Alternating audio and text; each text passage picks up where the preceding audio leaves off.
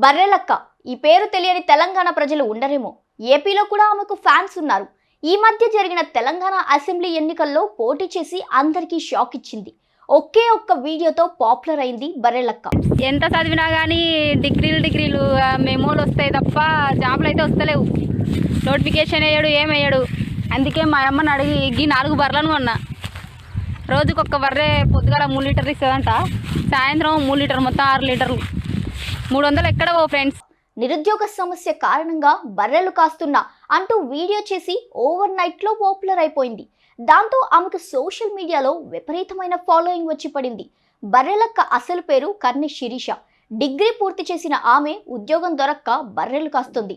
ఇక తన video popular అవ్వడంతో ప్రజల సమస్యలు తీర్చడానికి అసెంబ్లీలో అడుగు పెట్టాలని నిర్ణయించుకుంది. తెలంగాణ ఎలక్షన్స్ లో కొల్లాపూర్ స్థానం నుంచి పోటీ చేసింది. బర్రెలక్కకు చాలా మంది మద్దతుగా కూడా నిలిచారు. ఇండిపెండెంట్ అభ్యర్థిగా నామినేషన్ వేసి ప్రచారం కూడా ఆమె విస్తృతంగా చేసింది. ఆర్థికంగానూ కొందరు సాయం చేశారు.